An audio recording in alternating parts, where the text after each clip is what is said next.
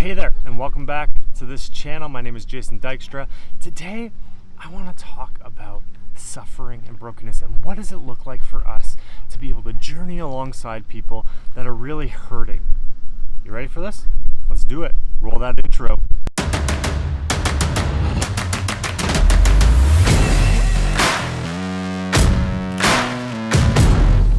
Let's talk about how we can journey alongside people that are hurting and what does that look like, because I think that's a skill that a lot of us can work on, myself included. Here are some of the things that I found in my own journey, and I hope that you'll find them helpful as well.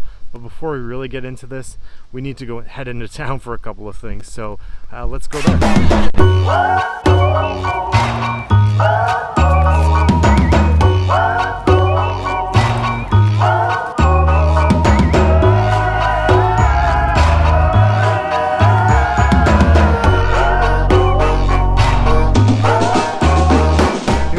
Suffering and brokenness. Sometimes we can see it, sometimes we can't.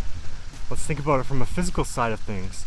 If I break my arm, you can see that I have a cast, you can see that it was broken, you can see that I was in pain, maybe even still am, and so we can ask about that, we can sit with someone through that, we can attend to them in that. Just a couple of weeks ago though, I cracked a rib, which I can tell you it hurts like heck.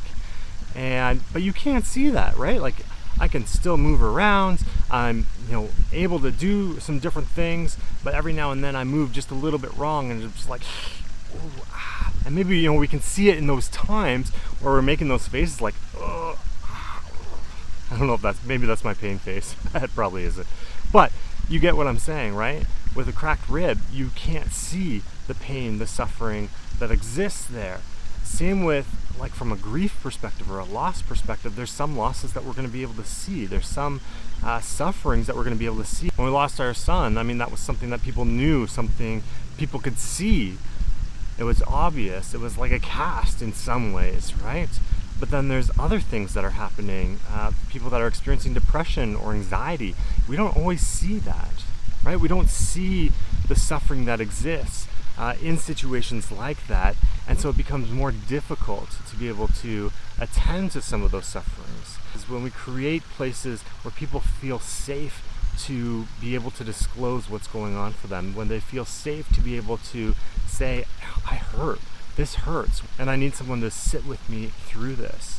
I think often when we experience someone that is suffering, we try and just kind of yank them out. We try to pull them out of that dark place, that suffering place, that hurtful place, because we think that's what they need, that's what they desire. But really, I think what people are looking for is to be loved within the very place that they're in. And so what does it look like for us to sit with them through their time of suffering, whether it's a cast situation, whether it's a cracked rib situation? Here's 4 suggestions on how we can start sitting with people during their time of suffering. So the first one is working on yourself. One of the guarantees in life is that we're going to face suffering. I mean, it's just a reality of it, is that we're going to experience suffering. What does it look like for us to actually work on our own stuff, to take care of ourselves, to work through whatever it is that we're experiencing so that we can get more comfortable in our own stuff so that we can sit down with others? We often think that suffering or brokenness is a sign of weakness. This is where we actually see the strength in it as well, that the more comfortable we are, or the more that we explore the depths of our own suffering, the more that we actually realize the strength that comes from that as we are able to sit down with other people in their time of need.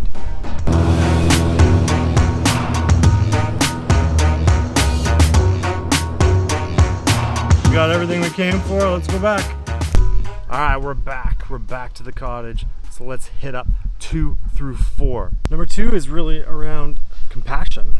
Having compassion for another person, which means that we need to actually have some sort of empathy for them, which is the importance of number 1, of dealing with your own stuff so that we can actually have a better understanding of suffering so that we can sit with others through theirs. Number 3 is about getting comfortable being uncomfortable. We hate being uncomfortable. I mean, that's one of the reasons why we don't approach conflict when we do, why I think that there's so much stigma around mental health. we hate being uncomfortable. And so we hate going into situations where it makes us just feel uncomfortable. So what does it look like for us to start getting comfortable being uncomfortable?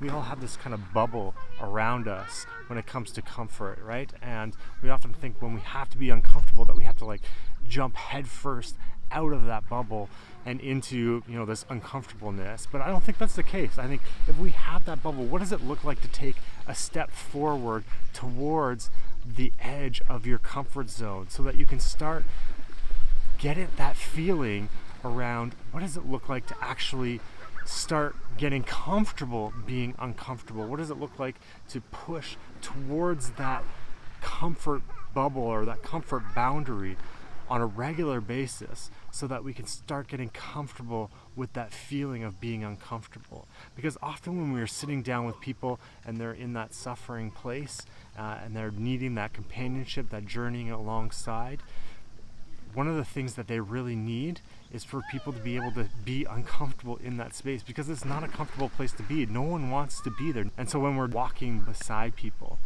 it's important to get comfortable being uncomfortable, because you're going to find yourself in a lot of uncomfortable situations. And last but not least, number 4, to listen. Listening is one of the most underrated skills that you can develop across life. Listening is probably one of the most important things that you haven't been working on, that I haven't been working on nearly as much as I should. And it's one of those essential things in life, and especially when we're journeying alongside someone who is suffering, that's in that dark time, that's feeling that brokenness.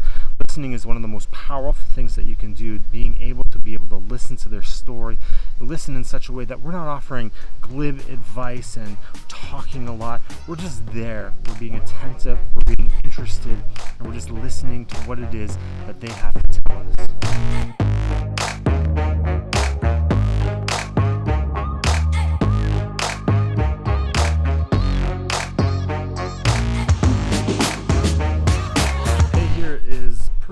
Done. As you can see, I got a little bit of sun here.